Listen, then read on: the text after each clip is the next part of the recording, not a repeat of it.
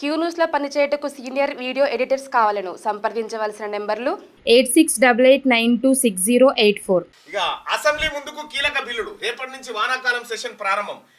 ఇందులోనే skill university బిల్లుకు ఆమోదం, జాబ్ క్యాలెండర్, రైతు భరోసా, విధి విధానాల ప్రకటన, విద్యా వ్యవసాయ కమిషన్ల ఏర్పాటు, లోకల్ ఎలక్షన్లో రిజర్వేషన్ల పెంపుపై నిర్ణయాలు, తెలంగాణ తల్లి విగ్రహం రాష్ట్ర చిహ్నంపై చర్చించి ప్రకటన. ఈ నెల 23 నుంచి ప్రారంభం కానున్న అసెంబ్లీ సమావేశాలకు రాష్ట్ర సర్కార్ పక్కా ప్లాన్ తో రెడీ అయింది.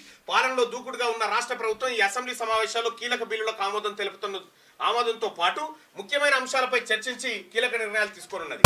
10 నుంచి 12 రోజుల పాటు జరపనున్న వర్షాకాల సమావేశాల్లో పూర్తి స్థాయి బడ్జెట్ కు ఆమోదం తెలపడంతో పాటు స్కిల్ యూనివర్సిటీ బిల్లును ప్రవేశపెట్టి ఆమోదం తీసుకోనున్నారు. ఈ సమావేశాల్లోనే జాబ్ క్యాలెండర్ ను ప్రకటించనున్నారు. రైతు భరోసా, విధి విధానాలు, స్థానిక సంస్థల్లో బీసీ రిజర్వేషన్లు, సంక్షేమ పథకాల్లో అక్రమంగా లబ్ధి పొందిన వారి నుంచి రికవరీ, తెలంగాణ తల్లి విగ్రహం, రాష్ట్ర చిహ్నం తదితర అంశాలపై చర్చించి తీర్మానం చేయనున్నారు. విద్యా వ్యవసాయ కమిషన్ల ఏర్పాటుపై చర్చించనున్నారు. ఇక ధరణిలో జరిగిన అక్రమ వ్యవహారాలపై ప్రభుత్వం వైట్ పేపర్ పెట్టనున్నది. అన్నింటిపై సుదీర్ఘంగా చర్చిస్తూనే గత ప్రభుత్వ వైఫల్యాలను ఎండగట్టనున్నదంటూ ఒక వార్తను చూస్తా ఉన్నాం. ఇక్కడ గమ్మత్ విషయం ఏంటంటే అసెంబ్లీ ముందుకు కీలకమైనటువంటి బిల్లులు రాబోతా ఉన్నాయి.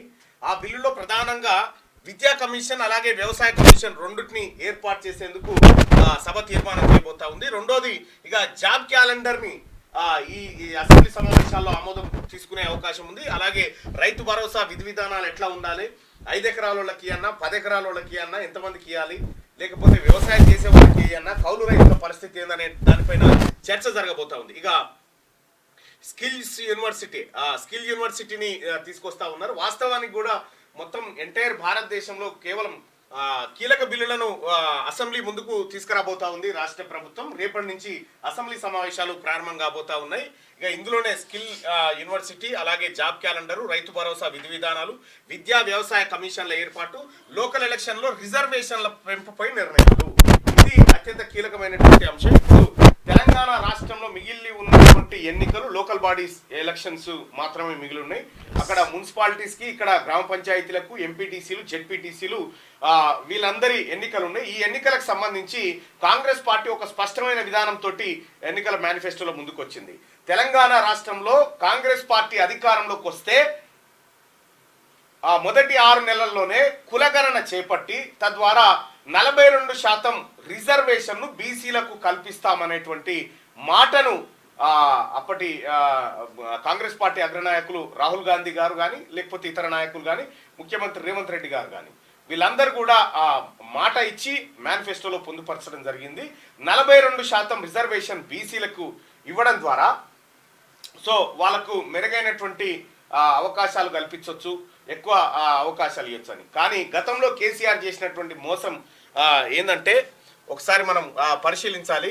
బీసీలకు కేసీఆర్ చేసినటువంటి మోసాన్ని ఒకసారి చూస్తే 34% ఉన్నటువంటి బీసీ లోకల్ బాడీ రిజర్వేషన్ను 23కు తీసుకొచ్చిండు. 23కు తీసుకొస్తే పోనీ 23 దక్కిందంటే 23 దక్కదు, కేవలం 16, 17, 18% మాత్రమే దక్కడం జరిగింది. సో ఇక్కడ జరిగినటువంటి ఆ ఘోరాన్ని ఒకసారి మీకు వివరించేటువంటి ప్రయత్నం చేస్తా సోదరులారా. ఈ బీసీ రిజర్వేషన్ కు సంబంధించి గతంలో కేసీఆర్ చేసినటువంటి మోసాన్ని మీ ముందుకు తీసుకొస్తా.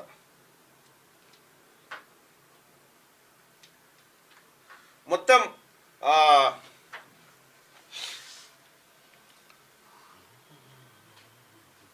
దాదాపుగా ఏంటంటే బీసీ రిజర్వేషన్లకు సంబంధించి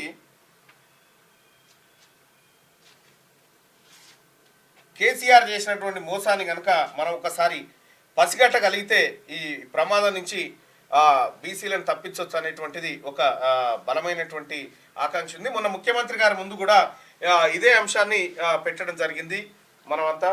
అయితే కేసీఆర్ గతంలో బీసీలు దాదాపుగా తెలంగాణలో 50 నుంచి 60% మధ్యలో ఉన్నారనేది సత్యం. బీసీలు బ్యాక్వర్డ్ క్లాసెస్ ఈ క్లాసెస్ అనేది పెద్ద పంచాయతీ. బ్యాక్వర్డ్ క్లాసెస్ ఇది. ఎస్సీలనేమో షెడ్యూల్ క్యాస్ట్ అంటారు, ఎస్టీలనేమో షెడ్యూల్ ట్రైబ్స్ అంటారు, బీసీలనేమో క్లాస్ అంటారు. ఇందులో ఏ కులాలు ఉంటాయో భారత రాజ్యాంగం చెప్పింది, ఇందులో ఏ ఉంటాయో భారత రాజ్యాంగం చెప్పింది. బీసీలో ఏమేం కులాలు ఉంటాయో భారత రాజ్యాంగం చెప్పలే. ఇందులో ఆయా రాష్ట్రాలే మీరు బీసీలలో ఎవరు ఉంటారో ఎంపిక చేసుకోరంటే ఇక ఇప్పటికీ తెలంగాణ రాష్ట్రంలో కేసీఆర్ పుణ్యాన 23 కులాల మంది బీసీలు వాళ్ళు జనాభా లెక్కలలో లేకుండా పోయారు. మొత్తం సంచార జాతులకైతే ఇక దిక్కే లేకుండా పోయింది. ఈ రకంగా బీసీలను దెబ్బ కొట్టిండు కేసీఆర్. 34% ఉన్నటువంటి స్థానిక సంస్థల రిజర్వేషన్ను కేసీఆర్ ఏం చేసిండు, 23% తెచ్చిండు. 23% రిజర్వేషన్ తీసుకొచ్చిండు. కారణం ఏంది సార్ దానికనంటే కేసీఆర్ ఆడినటువంటి డ్రామా. గతంలో ఉన్నటువంటి కాంగ్రెస్ పార్టీ ప్రభుత్వం 1994లో 34%. ఇగో ఇంత శాతాన్ని రిజర్వేషన్ గా తీసుకొస్తే సుప్రీంకోర్టు ఏం చెప్పింది, సుప్రీంకోర్టు రిజర్వేషన్లు 50% మించరాదు అని చెప్పింది. రిజర్వేషన్లు ఈ భారత రాజ్యాంగంలో ఎక్కడ లేదు 50% మించి చేయాలని. ఈ సుప్రీంకోర్టు కథ ఇది. బీసీల విషయంలో ఇక్కడ మళ్ళా ఈడబ్ల్యూఎస్ కు సంబంధించినటువంటి రిజర్వేషన్ లో 10% హైక్ చేస్తే సుప్రీంకోర్టుకి ఏం బాధ లేదు. సుప్రీంకోర్టుకి ఏం బాధ లేదు. బీసీల రిజర్వేషన్లు మాత్రం ఎక్కువ ఉన్నాయని 50% మించకూడదు. 50% మించకూడదు. ఇందిరా సహాని కేసు, union of India and Indira Sahani కేసును ముంగటేసి ఈ ముచ్చట చెప్తా ఉన్నారు.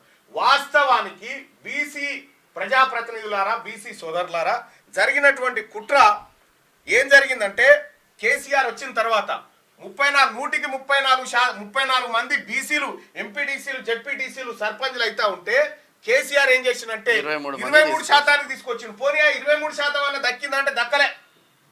ఇక్కడ షెడ్యూల్డ్ ఏరియా అని ఉంటది. షెడ్యూల్డ్ ఏరియా అంటే కంప్లీట్ గా ట్రైబల్స్ ఉండేటువంటి ఏరియా. వాళ్ళకే పరిమితం. అన్ని స్థానాలు వాళ్ళకే. దాంట్లో నో డౌట్. భారతదేశంలో 8 రాష్ట్రాలు ఇంప్లిమెంట్ చేస్తే మొట్టమొదటిగా మన ఏపీ ఇంప్లిమెంట్ చేసిందే, తెలంగాణ కూడా ఇంప్లిమెంట్ చేస్తూ ఉంది. ఇక్కడ దాదాపుగా వార్డు మెంబర్లు షెడ్యూల్ ట్రైబ్స్ అంటే ఎస్టీ, ఓ రకంగా చెప్పాలంటే ఇది చాలా కీలకమైనటువంటి సబ్జెక్టు. ప్రజలారా దయచేసి అర్థం చేసుకోండి. ఇక్కడ ఎస్టీ అంటే షెడ్యూల్ ట్రైబల్స్ వార్డు మెంబర్స్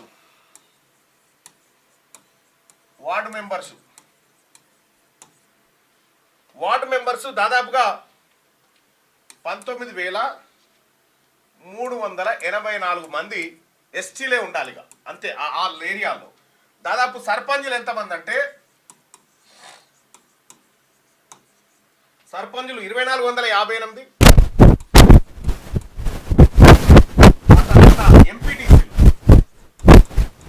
ఎంపీటీసీలు వచ్చేసి 151 మంది.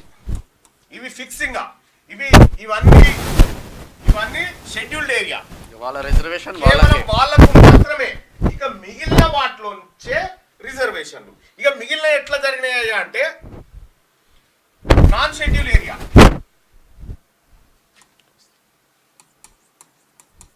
Non ST area. ఇక్కడ ఏం జరిగిందంటే వార్డు మెంబర్లు ఎవరెవరు ఎంతమంది ఉన్నారని చూస్తే ఇక్కడ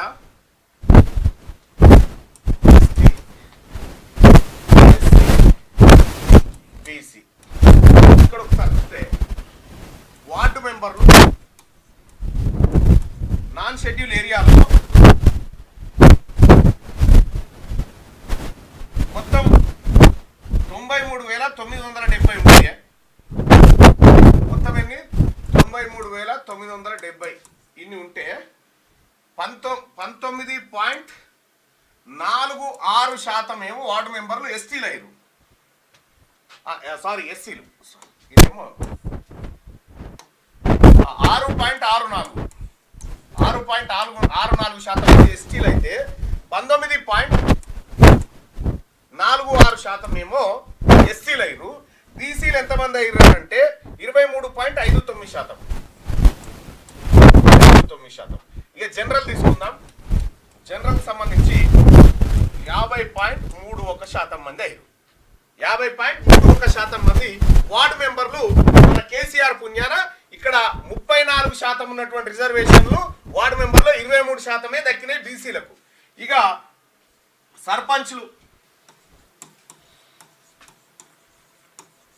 సర్పంచ్ల విషయానికి వస్తే నాన్ షెడ్యూల్ ఏరియాలో 10,293 మంది ఉన్నారు. 10,293 మందిలో ఎస్టీలకు ఎంత దక్కినాయా అంటే 6.68%. 6.68% ఎస్టీలకు దక్కినాయి. ఇక్కడ ఎస్సీలకు ఎంత దక్కినాయి అంటే 20.53% దక్కినాయి. ఇక బీసీలకు ఎంత దక్కినాయి అంటే 22.78 దక్కినాయి. ఇక జనరల్ ఎంత అయినాయి అంటే 50% అయినాయి. బీసీ కోట మొత్తం ఇక్కడ బీసీ కోట, బీసీ ప్రజాప్రతినిధులు బాగా చూడాలి ఇది. ఎంపీటీసీలో ఎస్టీలకు ఎన్ని దక్కినాయి అంటే 11.49% ఎస్టీలకు దక్కితే ఎస్సీలకు 18.31% దక్కినాయి. ఇక బీసీలకు వచ్చేసి ఎంత దక్కినాయి అనుకుంటారు? బీసీలకు ఎంత దక్కినాయి అనుకుంటారు? బీసీలకు ఎంత దక్కినాయి అంటే 17.87. ఇక జనరల్ ఎన్ని అంటే 50.53. మినిమం 50 ఉంది ఇక్కడ. ఇక జెడ్పీటీసీలు చూడ్రి. జెడ్పీటీసీలు మొత్తం నాన్ షెడ్యూల్ ఏరియాలో 539 ఉంటే ఎస్టీలకు 14.66% దక్కినాయి. ఎస్టీలకు 17.44% దక్కినాయి. బీసీలకు 16.88% దక్కినాయి.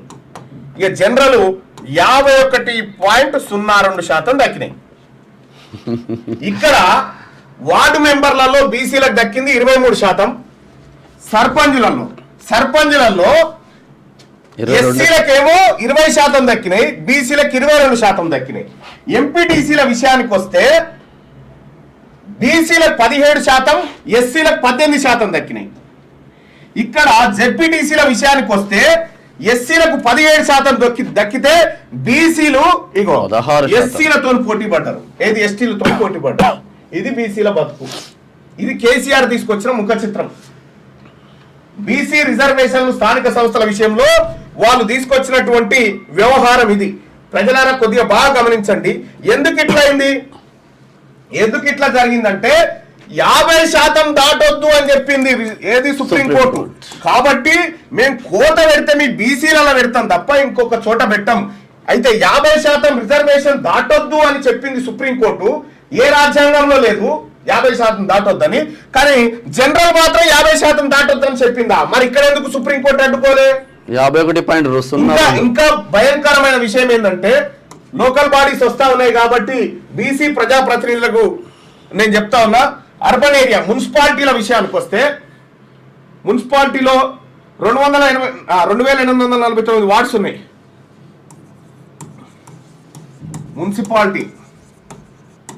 మున్సిపాలిటీలో ఎస్సీలకు 14.07, ఎస్టీలకు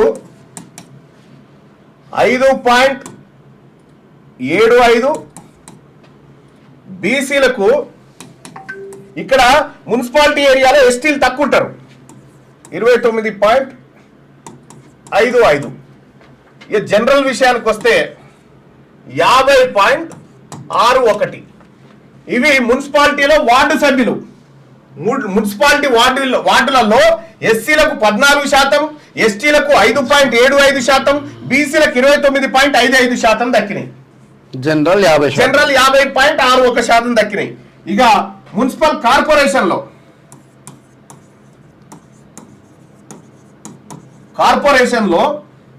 511 వార్డులు ఉంటే ఎస్సీలకు వచ్చేసి 13.11 దక్కినాయి, ఎస్టీలకు 3.32 దక్కినాయి, బీసీలకు 33.46 దక్కినాయి, జనరల్ 50.09. ఓకే. ఇక జిహెచ్ఎంసీ విషయానికి వస్తే ఇక్కడ 150 వార్డులుంటే 6.66% ఏమో ఎస్సీలకు దక్కినాయి, 1.33% ఏమో ఎస్టీలకు దక్కినాయి, 33% ఏమో 33.33% ఏమో బీసీలకు దక్కితే జనరల్ ఏమో 58% దక్కినాయి. 58.66 దక్కినాయి. ఇక్కడ జిహెచ్ఎంసీలో 58% ఓపెన్ కేటగిరీ అయిపోయింది కదా, మరి బీసీలకు ఇక్కడ అన్యాయం జరిగింది లోకల్ బాడీస్ లో అని చెప్పి ఈ 8 తీసుకొచ్చి ఇలా కలిపితే ఇక్కడ ఇదేం లిమిట్ ఏం దాటిపోదు కదా, కానీ కలపలే. ఇదో కుట్ర కేసీఆర్ చేసినటువంటి కుట్ర. ఈ కుట్ర ద్వారా ఇప్పుడు జరిగిన ప్రమాదం ఏంటంటే బీసీ ప్రజాప్రతినిధులారా ఈసారి కాంగ్రెస్ పార్టీ 42% రిజర్వేషన్ బీసీలకు కేటాయిస్తేనే న్యాయం జరుగుతుంది, లేకపోతే ఇంతకంటే దరిద్రమైనటువంటి అన్యాయం జరుగుతుంది. ఇంకా మరి కాంగ్రెస్ పార్టీ 42% రిజర్వేషన్ ఇవ్వాలంటే ఏం చేయాలి? ఇప్పుడు 42% రిజర్వేషన్ ఇవ్వాలంటే ఏం చేయాలంటే 1994లో తీసుకొచ్చినటువంటి యాక్ట్ ఏదైతే ఉందో దాన్ని హైకోర్టులో ఛాలెంజ్ చేసినారు ఒక ఆయన. ఆమె పేరు స్వప్నారెడ్డి గారు. ఏం చేసింది ఆమె అంటే, ఈ స్వప్నారెడ్డి గారు అప్పటి ఓ మాజీ మంత్రి సహకారంతో కేసు వేసింది. ఏమని హైకోర్టులో బీసీలకు 34% రిజర్వేషన్ ఉంది, ఇది అన్యాయం, 50% రిజర్వేషన్ దాటుతుంది వాళ్ళకు అని ఆమె కేసు వేస్తే సింగిల్ బెంచ్ ఏం చేసిందంటే 54% రిజర్వేషన్ 50% రిజర్వేషన్ దాటినప్పటికీ భారత రాజ్యాంగము ఒక నిర్దిష్టమైన కమిషన్ ఏర్పాటు చేసి బీసీల లెక్క తీసిన తర్వాత వాళ్ళ రిజర్వేషన్ పెంచుకోవచ్చు అని చెప్పింది. కాబట్టి దీన్ని మేము సమర్థిస్తున్నామని సింగిల్ బెంచ్ అంటే వెంటనే డబుల్ బెంచ్ పోయింది మేడం. డబుల్ బెంచ్ పోయి ఏం చేసింది, దీన్ని సవాల్ చేస్తే డబుల్ బెంచ్ లో ఉన్నటువంటి ఆ పెద్దసార్లు చల్ ఇది 34% నడవదని చెప్పారు. 34% నడవదని కొట్టేస్తే ఇదే పుంజాల శివశంకర్ గారి కొడుకు డాక్టర్ వినయ్ గారు సుప్రీంకోర్టు పోయిండు. సుప్రీంకోర్టు పోయి దీన్ని ఛాలెంజ్ చేస్తే సుప్రీంకోర్టు ఏం చేసింది, అసలు కథ ఇన్నే చూడండి. సుప్రీంకోర్టు ఏం చేసిందంటే లేదు ఈ 34% కాదు, బీసీలకు రిజర్వేషన్ ఇవ్వచ్చు, పెంచొచ్చు స్థానిక సంస్థల్లో, అది రాష్ట్రాల పరిధిలోని అంశం. కాకపోతే బీసీల జనాభా ఎంత ఉందో లెక్కబెట్టి అప్పుడు పెంచుకోవడానికి లెక్కబెట్టుడు ఎట్లా లెక్క పెట్టాలంటే కమిషన్ వేయాలి. బీసీ కమిషన్ వేసి ఈ కమిషన్ ద్వారా బీసీల లెక్క పెట్టి మనం బీసీలను ఎప్పుడు లెక్క పెట్టలేదు చూడ్రి. మీరు ఎస్టీల లెక్క దొరుకుతుంది, ఎస్సీల లెక్క దొరుకుతుంది, కానీ బీసీల లెక్క దొరకదు. ఎందుకంటే బీసీల లెక్క పెడితే ఇది ఇవ్వాల్సి వస్తుంది కాబట్టి. అయితే దీన్ని అధిగమిస్తూ కాంగ్రెస్ పార్టీ రాహుల్ గాంధీ గారు, గౌరవ ముఖ్యమంత్రి రేవంత్ రెడ్డి గారు బీసీలను లెక్క పెట్టాల్సిందే, కులాల వారీగా లెక్క పెట్టాల్సిందే అనేటువంటి ప్రతిపాదన తీసుకొని వచ్చి బీసీలకు న్యాయం చేయాలనేటువంటి ఆలోచనలో వాళ్ళు ప్రతిపాదన తీసుకొచ్చారు. అయితే ఇక్కడ సుప్రీంకోర్టు ఏం చెప్పిందంటే ఈ కమిషన్ వేసి నువ్వు ఫస్ట్ బీసీలను లెక్కబెట్టు, బీసీలకు నిజంగా రాజకీయ ప్రాతినిధ్యం దొరకట్లేదు, ఆర్థికంగా సామాజికంగా వెనుకబడి ఉన్నారు అని మీరు భావించినప్పుడు ఈ 34% ఇవ్వడానికి ఎలాంటి అభ్యంతరం లేదని చెప్పింది. అయితే ఈడ ఏం చేసిండు కేసీఆర్ ఏం చేసిండంటే కోర్టులో కేసు వేస్తానికి పోయిండు. బీసీలకు మేము రిజర్వేషన్ వేస్తామని కేసు వేస్తానికి పోతే ఈ ఇనక ముందుకే ఇంకా డిస్పోజ్ కూడా కాలే, ఇప్పటికి కూడా ఆ కేసు అట్లే ఉంది. ఇంకా సుప్రీంకోర్టులో ఇంకా కేసు అట్లే ఉంది, స్టిల్ పెండింగ్. సుప్రీంకోర్టు తిట్టింది 50% రిజర్వేషన్ ఇవ్వద్దంటుందని ఈ 34ను తీసుకొచ్చి 23 చేసి ఎలక్షన్ పెట్టిండు కేసీఆర్. ఎలక్షన్ పెడితే 23 పెట్టి ఎలక్షన్ పెడితే మనకు దక్కింది గిది, ఈ వచ్చే బీసీలకు దక్కింది గిది. ఇప్పుడు కాంగ్రెస్ పార్టీ ప్రభుత్వం ఏం చెప్తా ఉంది, ఈ కేసులో ఇంప్లీడ్ అన్న కావాలి. ఈ కేసులో ఇంప్లీడ్ అయి వెంటనే కమిషన్ ద్వారా ఇక్కడ చాలా మంది చెప్తా ఉన్నారు కులగణన చేయాలంటే 5-6 నెలలు పడుతుంది. 5-6 నెలలు ఏం పట్టలే. ఏడా బీహార్లో 9-10 కోట్ల మంది ఉన్నారు. కేవలం ఇంటి నెంబర్లు వేసుకోవడానికి 2 వారాలు పట్టిందాడా, కులగణన చేయడానికి 3 వారాలు పట్టింది. మొత్తం 5 వారాలలో కులగణన కంప్లీట్ అయిపోయింది. అక్కడ కులగణన కంప్లీట్ అయిపోయింది. అయితే 5-6 నెలలు పడుతుంది. లేకపోతే లోకల్ బాడీస్ నిర్వహించకపోతే కేంద్రం నుంచి రావాల్సిన ఏ గ్రాంట్లు ఏడిగో రావాల్సిన ఎన్ని వస్తాయి. కానీ బీసీల లెక్క తేలకుండా, బీసీల ప్రాతినిధ్యం తేలకుండా బీసీల జనాభా ఎంతనో తేలకుండా న్యూస్ లోకల్ బాడీ సెలక్షన్ పెడితే 23% కాదు 16-17% వచ్చి పడిపోతుంది. అగో ఆ ప్రమాదం ఉంది. అందుకోసమే నేను మొన్న ముఖ్యమంత్రి గారు ముంగట చెప్పడం జరిగింది. ముఖ్యమంత్రి గారు కూడా సానుకూలంగా ఎస్ ఇది చేయాల్సిందే అని చెప్పి ఇక్కడ ప్రస్తుతం ఉన్నటువంటి పరిస్థితి చెప్తా ఉన్నా. కులగణన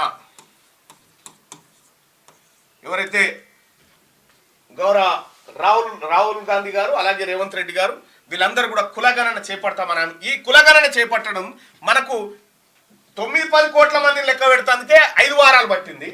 కేసీఆర్ సమగ్ర కుటుంబ సర్వే చేసి దాదాపు 90 పాయింట్స్ పెట్టిండు అలా. ఒకటే రోజు మొత్తం ఒకటే రోజులో మొత్తం కంప్లీట్ అయిపోయింది. మొత్తం కోతులెన్ని, కొంకనక్కలెన్ని, గొర్రెలెన్ని, బర్రెలెన్ని, సైకిళ్ళెన్ని, వాచ్లెన్ని అన్ని లెక్క పెట్టాం ఒకటే రోజుల. కానీ కులాలను లెక్క పెట్టడానికి మాత్రం నెలలు కావాలని చెప్పి ఎవరన్నా ఈ బీజేపీ వాళ్ళు ఆయన మొన్న చెప్తా ఉన్నాడు రామ్ విలాస్ పాశ్వాన్ కొడుకు కులగణన కుదరదు. అదే కులగణన కుదరదంటే ఈ అగ్గి పుడుతుంది. ఆ ప్రయత్నం బీజేపీ తన స్టాండ్ చెప్పాలి. ఇక్కడ బీజేపీ రాష్ట్ర అధ్యక్షుడు కిషన్ రెడ్డి మీరేమనుకుంటా ఉన్నారో చెప్పాలి సార్. మీరు కులగణన పైన మీ అభిప్రాయం చెప్పాలి. ఇక్కడ కులగణన చేయాలని చెప్పింది మళ్ళీ భారతీయ జనతా పార్టీ ఒకనొక సందర్భంలో రైట్. ఇక్కడ కులగణన చేయాలి. కులగణన చేసి తద్వారా కులాల వారీగా బీసీల లెక్కలు తీసి బీసీలు 55% ఉన్నారా 60% ఉన్నారా అని లెక్క తీసి ఈ లెక్కలను సుప్రీంకోర్టుకు సమర్పిస్తే ఆ కేసులో సుప్రీంకోర్టు 34 కాదు 42% రిజర్వేషన్ ఇవ్వడానికి కూడా బీసీలకు వెనకాడదు. ఇక్కడ కర్ణాటకలో తమిళనాడులో 69% రిజర్వేషన్ బీసీలకు అమలైతా ఉంది. మరి ఇక్కడికి వచ్చేసరికి 50% స్లాబ్ ఎందుకు ఉండాలి? ఇక్కడ తమిళనాడు ప్రభుత్వం అసెంబ్లీలో చట్టం చేసి పార్లమెంటుకు పంపి పార్లమెంట్ నుంచి రాష్ట్రపతికి పంపి దాన్ని తీసుకుపోయి 9th షెడ్యూల్లో పెట్టిరు. సేమ్ ఇదే కార్యక్రమం తెలంగాణ కూడా చేయాల్సిందే. తెలంగాణ చేస్తే 42% రిజర్వేషన్ వస్తుంది.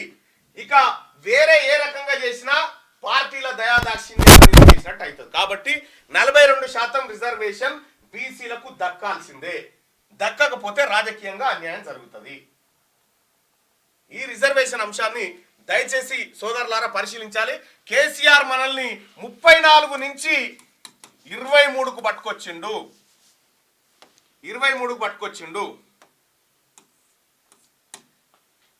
ఎంత పోయింది? దాదాపు 11% కోల్పోయినాం మొన్నటిసారి.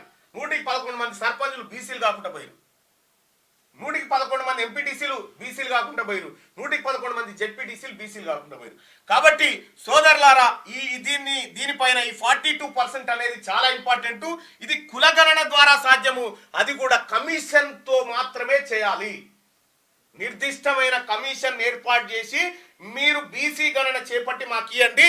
34% కాదు అంతకంటే ఎక్కువ ఉంటే కూడా ఇవ్వడానికి మేము సిద్ధంగా ఉన్నామని చెప్పి అదే ఇందిరా సాహని కేసులో చెప్పింది. ఇప్పుడు ఆల్రెడీ కోర్టులో కేసు ఉంది. ఆ కేసులో కూడా ఈ అంశాలను సుప్రీంకోర్టు ప్రస్తావించింది. ఇది నిర్దిష్టంగా జరుగుతున్నటువంటి వ్యవహారం. కాబట్టి బీసీ ప్రజలారా, బీసీ ప్రజాప్రతినిధులారా కొద్దిగా అప్రమత్తంగా ఉండండి. లేదంటే 23% కాదు మొత్తమే పడిపోయడానికి అవకాశం ఉంటుంది. ఇది ఇంతసేపు పోయింది.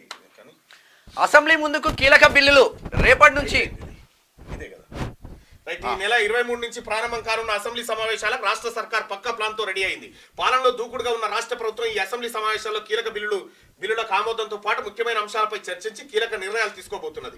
10 నుంచి 12 రోజుల పాటు జరపనున్న వర్షాకాల సమావేశాల్లో పూర్తిస్థాయి బడ్జెట్ కు ఆమోదం తెలపడంతో పాటు స్కిల్ యూనివర్సిటీ బిల్లును ప్రవేశపెట్టి ఆమోదం తీసుకోనున్నారు. ఈ సమావేశాల్లోనే జాబ్ క్యాలెండర్ ను ప్రకటించనున్నారు. రైతు భరోసా, విధి విధానాలు, స్థానిక సంస్థల్లో బీసీ రిజర్వేషన్లు ఇది కీలకం. సంక్షేమ పథకాల్లో అక్రమంగా లబ్ధి పొందిన వారి నుంచి రికవరీ, తెలంగాణ తల్లి విగ్రహం, రాష్ట్ర చిహ్నం తదితర అంశాలపై చర్చించి తీర్మానం చేయనున్నారు. విద్యా వ్యవసాయ కమిషన్ల ఏర్పాటుపై చర్చించనున్నారు. ధరలో జరిగిన అక్రమ వ్యవహారాలపై ప్రభుత్వం వైట్ పేపర్ పెట్టనున్నది. అన్నిటిపైన సుదీర్ఘంగా చర్చిస్తూనే గత ప్రభుత్వ వైఫల్యాలను ఎండగట్టబోతా ఉన్నది. క్యూ న్యూస్లో పనిచేయటకు సీనియర్ వీడియో ఎడిటర్స్ కావాలను సంప్రదించవలసిన నెంబర్లు 8688926084.